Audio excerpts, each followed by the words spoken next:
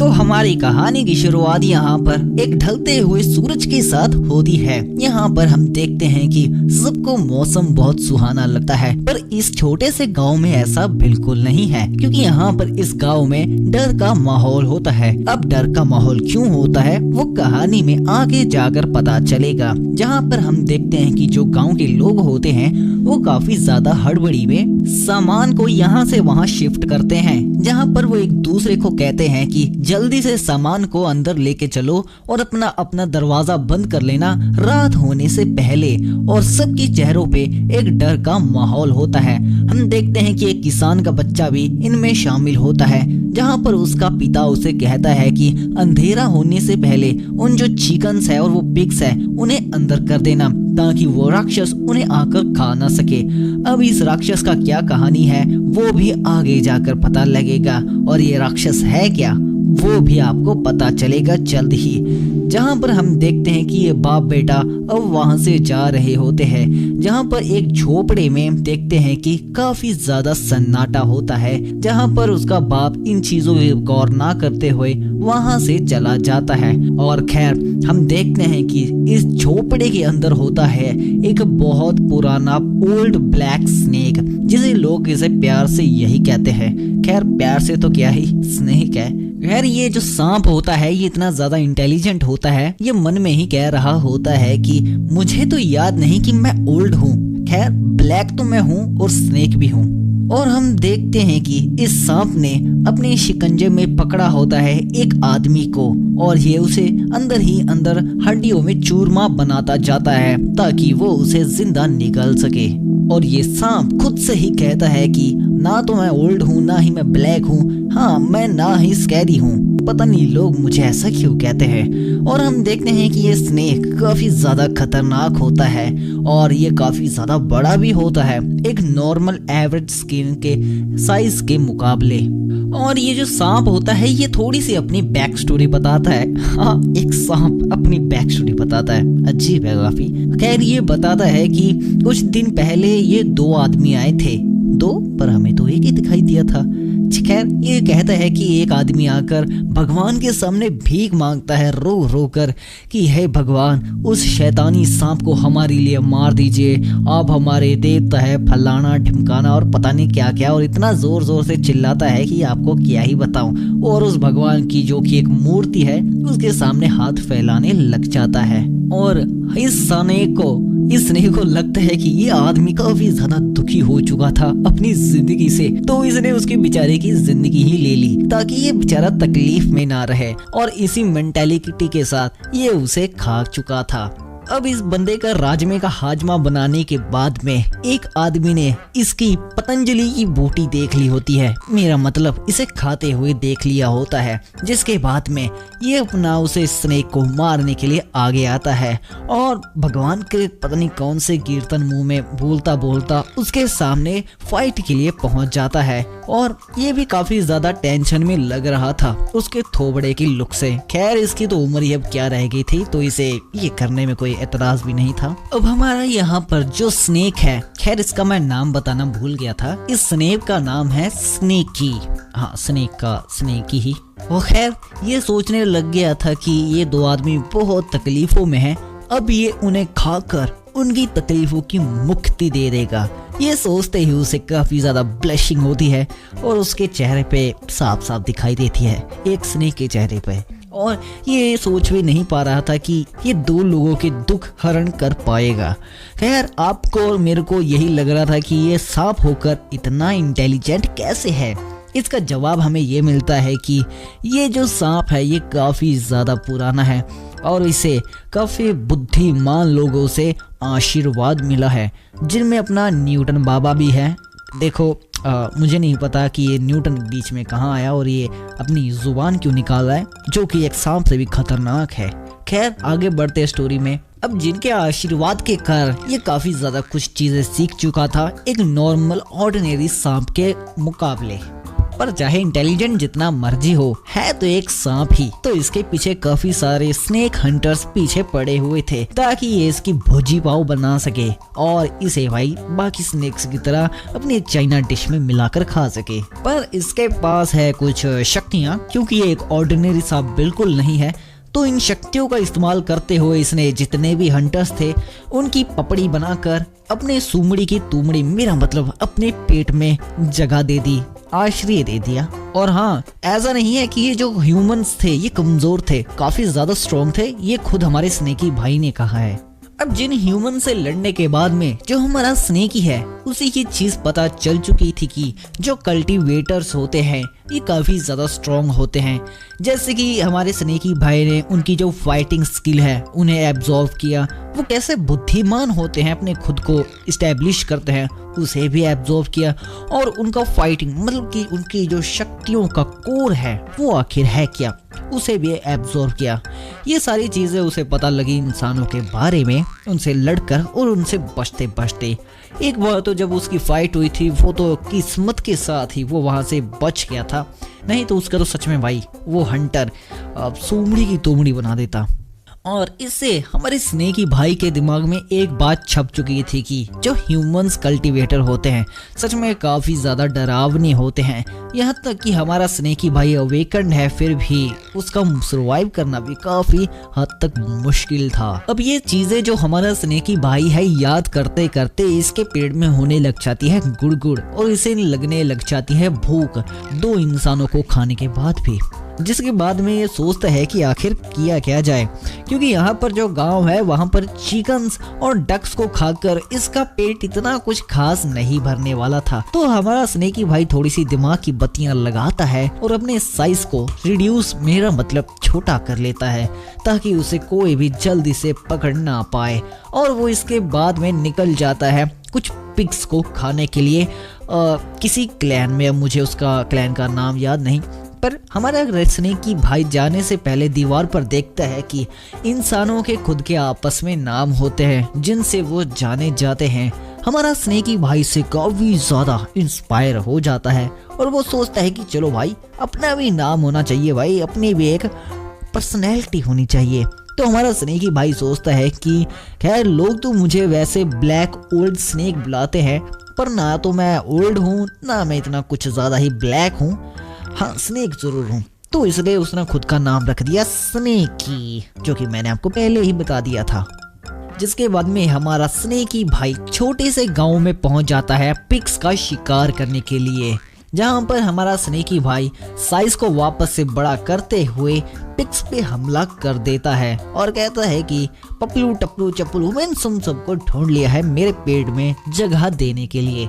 जिसके बाद में अपना स्नेकी भाई हमला करने से पहले सोचता है कि कहीं कोई इंसान तो अपने घर के बाहर नहीं रह गया, क्योंकि आपको पता है अपना स्नेकी भाई नॉर्मल स्नेक से काफी ज्यादा इंटेलिजेंट है। तो हमारा स्नेकी भाई एक एक करके सबको गप गप करके अपने पेट में निकाल लेता है और बाकी जो सुअर के बच्चे होते हैं उनकी तो भाई साहब रबड़ी बना देता है। खैर उनमें से जो एक सुअर का बच्चा होता है वो काफी ज्यादा सुअरपंती करने लग जाता है, तो काफी ज्यादा शोर शराबा होता है। इसे अपना स्नेकी भाई देख लेता है कि अगर भाई साहब इस सुअरपंती की किसी ने हरकतें देख ली तो वो मेरा ही शिकार करेंगे, जो कि कल्टीवेटर्स हैं, मैंने आपको बताया था, तो इसलिए मैं तेरे को भी खा जाऊंगा। और इसी के साथ अपना स्नेकी भाई ने अपना फुल पिटारा भर लिया होता है एक मंथ के पैकेज के साथ। तो जिसके बाद में अब इतना खाया है तो भाई साहब उसे पचाने के लिए थोड़ा सा सुस्ती तो मारनी पड़ती है। तो अपना जो स्नेकी भाई होता है वो कहता है कि अभी ह्यूमंस को उठने में काफी वक्त है, क्योंकि अभी वो आधी रात में आया था इन पिग्स पे हमला करने के लिए। तो वो खर्राटे मारकर वहीं पर सो जाता है बिना किसी डर के, और जो बाकी के पिग्स होते हैं वो उसके आसपास ही रहते हैं बिना कोई डर के। और हाँ, ये कोई नॉर्मल पिग्स नहीं है, ये भी मांसाहारी पिग्स है। अब मुझे नहीं पता कि कैसे, बट मांसाहारी है। अब हमारे स्नेकी भाई को सोए हुए 2 घंटे हो चुके थे और पीछे से गांव में आधी रात को आवाजें आती है कि तुरी हिम्मत कैसे हुई मेरी वुमेन को हाथ लगाने की। मतलब कि कुछ लोगों की आपस में बहसबाजी हो रही होती है, जिसे अपना स्नेकी भाई सुन लेता है और उसे उनकी आहट की जो आवाजें हैं वो आने लग जाती है, जहां पर वो एक आदमी के मुंह से ये सुनता है कि ये पक्का मर चुका है ना, तो ये पक्का पता है कि जो मास्टर है वो भी नहीं रहे। और हम देखते हैं कि यहाँ पर वो जो 2 लोग होते हैं वो यहाँ पर किसी को देखने के लिए वहाँ पर आ रहे होते हैं। अपना स्नेकी भाई इस चीज को नोटिस कर लेता है और वो ऊपर पेड़ के पास भाग जाता है ताकि उसे कोई देख ना सके और कोई भी उसे मार ना सके। पर ये सुअर के बच्चे नीचे अपनी सुअरपंती करते हुए अपने स्नेकी भाई के ऊपर नजर रखते हैं। काफी रिस्की काम है वैसे। जिसके बाद में हम देखते हैं कि ये जो 2 लोग होते हैं ये सच में किसी को देखने तो आते हैं, पर वो कोई जिंदा आदमी नहीं बल्कि कोई मरा हुआ होता है। और वो देखते हैं कि हाँ भाई, बंदे की सांसें वासें चल रही है, नहीं चल रही, चलो ठीक है, हमें क्या भाई, कह देंगे और बाकी का काम तो ये पिक्स कर ही देंगे क्योंकि ये मांसाहारी पिक्स है, तो ये इसकी लाश को भी खा जाएंगे। ये सारी चीजें अपना स्नेकी भाई ऊपर खड़ा हुआ देखता है, क्योंकि अपना स्नेकी भाई है तो इंटेलिजेंट, तो वो सारी चीजें अच्छे से समझता है। और जब उनमें से जो एक आदमी है जाते जाते ये जरूर सोचता है कि मैंने इस मरी हुई लाश को तो देख लिया, पर जो अपने पिग्स हैं वो इतने कम क्यों आजकल दिखाई दे रहे हैं। जिसके बाद में हम देखते हैं कि जहां से वो दोनों चले जाते हैं और एक पिग आकर उस इंसान के पास आकर उसे खाने की ट्राई करता है। पर हम देखते हैं कि ये क्या, ये जो मरा हुआ होता है इसकी आंखें खुलती है, पर इसकी आंखें काफी ज्यादा लाल होती है, कुछ ज्यादा ही। ये देख अपना स्नेकी भाई होता है काफी ज्यादा चौंक जाता है कि आखिर ये कैसे हो सकता है भाई, मैं इतना ज्यादा पावरफुल हूँ, मैं भी ऐसा नहीं कर सकता। खैर, जिसे देखते ही अपना स्नेकी भाई बाबा से बिल में जाकर छुप जाता है, यानी कि उस पेड़ के ऊपर।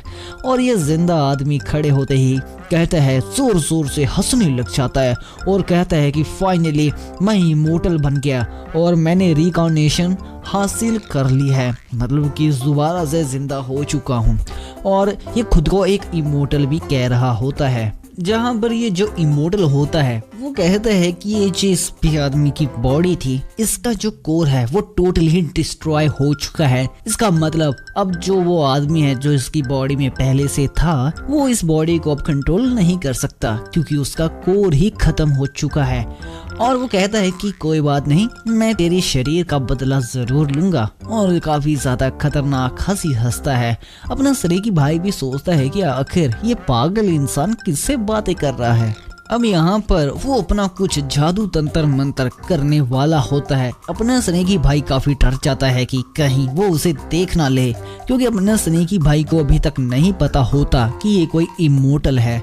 तो यहाँ पर वो उसे कल्टीवेटर सोचकर उसे देखकर काफी ज्यादा घबराता है, पर कल्टीवेटर पीछे मुड़कर देखता है। उसके पीछे मुड़ते ही स्नेकी भाई काफी ज्यादा खतरनाक मूड में आ जाते हैं ताकि वो उसे डरा कर भगा सके या फिर उसे खा सके ताकि वो खुद जिंदा रह सके।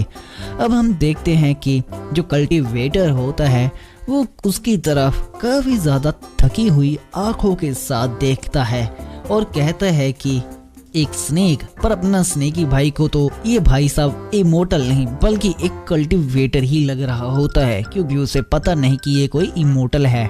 अब यहाँ पर ये जो इमोर्टल है हमारे स्नेकी भाई को देखकर वहीं पर बैठ जाता है और मन में ही सोच रहा होता है कि इतना कमजोर लेवल का बीस्ट, इसे तो मैं हाथ भी नहीं लगाना चाहता, तो इसे मारने की तो दूर की ही बात है। मतलब लिटरली अपनी स्नेकी भाई की तो कौड़ी की इज्जत नहीं इसकी बंदे की आंखों के सामने। और ये अपने कोई इमोर्टलिटी मतलब खुद की एनर्जीज को वापस लाने के लिए, मतलब इसने खुद की शरीर के दूसरे शरीर के साथ बदली की है, तो अब इसे खुद की इमोर्टल पावर्स वापस चाहिए। तो ये अपनी इमोर्टल पावर्स को ही बुला रहा होता है एक वेसल के थ्रू, जो कि एक बहुत ही भयानक ड्रैगन की शक्तियां होती है। खैर जो हमारा इमोर्टल होता है ये अपना जादू टोटका कर रहा होता है और यहीं पर ये टोटका देखकर हमारा स्नेकी भाई उसे लगता है कि भाई साहब अब तो मेरा खेल खत्म, इसका टोटका खत्म होते ही मेरी राख बन जाएगी। इसलिए भाई साहब उसे ये भी लगता है कि या तो ये फिर मुझे खाने की खैरात में होगा, ये मुझे पहले मारेगा उसके बाद में मेरा तंदूरी रोटी के साथ कबाब बनाकर खा लेगा। अब इतना ये इस चीज से डर जाता है कि ये सोचता है कि अगर ये मुझे मारे तो इससे पहले मैं इसका ही रबड़ी कबाब बनाकर खुद खा लेता हूँ। जहाँ पर हम देखते हैं कि हमारे इमोर्टल भाई साहब अपना टोटका कर रहे होते हैं और आत्माओं पे काबू करने ही वाले होते हैं उस वैसल के थ्रो पर। वहीं पे हमारा स्नेकी भाई हवा में उड़ता हुआ आता है और कहता है कि माफ करना भाईजान, मेरा ईद चल रहा था और तुमने मुझे ये करने पर मजबूर कर दिया। और इसी के साथ हमारे स्नेकी भाई ने उसे साबुत ही निगल लिया। यहाँ पे हम सबको लगा था कि अब तो ये पेट में गया, कहानी खत्म। जहाँ पर उसके पेट में काफी हलचल होती है और यहाँ पर गांव में काफी ज्यादा खतरा भी होता है, इसलिए वो उस खतरे से बचने के लिए गांव से भागकर कहीं सेफ जगह पर जा रहा होता है। वहीं पर हम देखते हैं कि अपने इमोर्टल भाई साहब जी उसके पेट में जिंदा होते हैं। उनका भला इतना जल्दी कैसे शट डाउन हो सकता है, मतलब अपने स्नेकी भाई तो लो लेवल के बीस्ट है ना। तो यही लो लेवल के बीस्ट में जाने के बाद में अपने इमोर्टल भाई साहब कहते हैं कि इतना नाजुक सा स्नेक मुझे कैसे निगल सकता है, मेरे जैसे महान इमोर्टल को। और इसी के साथ में ये उसके पेट में गुड़ गुड़ करना शुरू कर देता है, मतलब कि उसके पेट में मुक्का लात चालू कर देता है जिसे ये सहन नहीं कर पाता। और हमारे स्नेकी भाई का पेट ऐसा हो जाता है जैसे उन्हें 8वां महीना लगा हो बच्चे का। खैर यहाँ पे उसके पेट में काफी ताबड़तोड़ मुक्के लात की बरसात हो रही होती है जिससे कि अपने स्नेकी भाई को काफी ज्यादा दर्द होता है। अब यहाँ पर वो उसके पेट में जाते जाते एक कोर पर पहुंचता है। ये कोर वही होता है उनका लाइफ कोर जो कि हर एक बीस्ट के अंदर पाया जाता है। जहाँ पर इमोर्टल ने उसका जो कोर है वो ढूंढ लिया होता है और ये बात स्नेकी भाई को भी पता चल जाती है। यहाँ पे उसके कोर के पास पहुंचते ही इमोर्टल अपने हाथों से उसके कोर को तोड़ देता है। अब कोर के ऊपर क्रैक्स आते ही जो स्नेक होता है उसके मुंह से खून निकलना शुरू हो जाता है, क्योंकि अब जो कोर होता है वो एक हिसाब से लाइफ सोर्स ही होता है। जैसे कि हमारा दिल होता है वैसे ही इनका कोर होता है। अब कोर पे इतना डैमेज होने के बाद में स्नेक को काफी ज्यादा दर्द होता है, वो काफी ज्यादा इधर उधर मंडराने लग जाता है और इसी के बीच में उसके मुंह के अंदर एक लकड़ी भी घुस जाती है क्योंकि वो काफी ज्यादा तड़पने लग जाता है। यहीं पर हमारे स्नेकी भाई को लगता है कि अब उनका अंत आ चुका है, अब वो नहीं बच सकते इस खतरनाक चीज से। खैर यहाँ पर हमारे स्नेकी भाई की काफी ज्यादा मारपीट के कारण हालत खराब हो जाती है और वो एकदम से बेहोश हो जाते हैं और जमीन पर लेट जाते हैं क्योंकि अब वो खुद का शरीर भी नहीं हिला सकता क्योंकि उसका जो कोर होता है वो काफी ज्यादा टूट चुका होता है। यहाँ पर हमारे स्नेकी भाई की आंखों में आंसू आने लग जाते हैं और वो कहता है कि मैं इतना ज्यादा इंटेलिजेंट हुआ, इतना सब कुछ किया, इतना ज्यादा सरवाइव किया और उसका फायदा क्या हुआ, काश मैं उन पिग्स को खाने नहीं जाता। हम देखते हैं कि पिग्स की बात ही छोड़ो, ये अंदर बैठा इमोर्टल अपनी बत्ती सी हमारे स्नेकी भाई की चमड़ी पर लगा रहे होते हैं, मतलब कि वो स्नेकी भाई को अंदर ही अंदर खाना शुरू कर देते हैं ताकि उसे काफी ज्यादा न्यूट्रिशन मिले खुद को हील करने के लिए। हम देखते हैं कि एकदम से जो उसने वैसल मंगवाया था, यानी कि आपको याद हो ये टोटका करके एक वैसल को मंगवा रहा था उस खतरनाक ड्रैगन का, वो एकदम से वहीं पे सामने आ जाता है और ये सामने जाते ही जो बीस्ट भाई का टूटा हुआ कोर होता है उसके साथ जाकर जुड़ जाता है, जिसके बाद में इतनी ज्यादा तेज रोशनी आती है कि जो इमोर्टल होता है उसकी आंखें देख नहीं पाती उस महान ड्रैगन को, क्योंकि जो कोर होता है वो उसे कंप्लीटली एब्जॉर्ब कर लेता है उस महान शक्तियों को जो कि इमोर्टल ने उस ड्रैगन के थ्रू जगाई थी। यहाँ पे इस चीज को देखकर इमोर्टल भी काफी ज्यादा हैरान हो जाता है कि एक बीस्ट, ये जानवर इतनी महान शक्तियों को ग्रैब कैसे कर सकता है, क्योंकि वो तो एक बीस्ट ही है। खैर यहाँ पे इमोर्टल जो होता है काफी ज्यादा इसलिए डरा होता है क्योंकि ये जो ड्रैगन होता है अब उसके काबू में नहीं रहता, मतलब उसकी ही शक्तियाँ अब उसके काबू में नहीं रहती, बल्कि उसकी जगह बीस्ट के काबू में हो जाती है। और इसका कारण एक ये भी है कि जो इमोर्टल भाई है वो समझ जाते हैं कि ये कोई मामूली बीस्ट नहीं है, इसके पास में खुद का दिल दिमाग पक्का होगा जिससे कि ये जो कोर है इसे एब्जॉर्ब कर पाया। और इसी के साथ हम देखते हैं कि जो ड्रैगन होता है अब यहाँ पर इमोर्टल का खेल खत्म करने ही वाला होता है, और इतनी ज्यादा तेज रोशनी होती है कि आप ये मानो कि जो स्नेकी भाई है ये रोशनी उसकी आंखों और मुंह और उसके कटे हुए जितने भी शरीर के हिस्से हैं वहां सबसे निकलनी शुरू हो जाती है। इतना ज्यादा दर्द देता है इमोर्टल को कि वो इस चीज को सहन नहीं कर पाता और ड्रैगन की आग में वहीं पर राख बन जाता है। इसके बाद में हम देखते हैं कि फिर से सूरज ढलता है जैसे कि स्टार्टिंग में हो रहा था, पर इस बार हमारा जो स्नेकी भाई है उसके टुकड़े टुकड़े हुए होते हैं और वहीं पे काफी ज्यादा तितलियां भी होती हैं। वहीं पर हम देखते हैं कि जो हमारे स्नेकी भाई है उनकी थोड़ी थोड़ी आवाजें आ रही होती है, और हम देखते हैं कि जो स्नेकी भाई होते हैं वो अभी भी जिंदा होते हैं, और वो खुद को पानी में देखते हैं तो उसे खुद की जो परछाई है वो ड्रैगन की दिखती है। मतलब कि कैसे उसकी परछाई ड्रैगन में दिख रही है।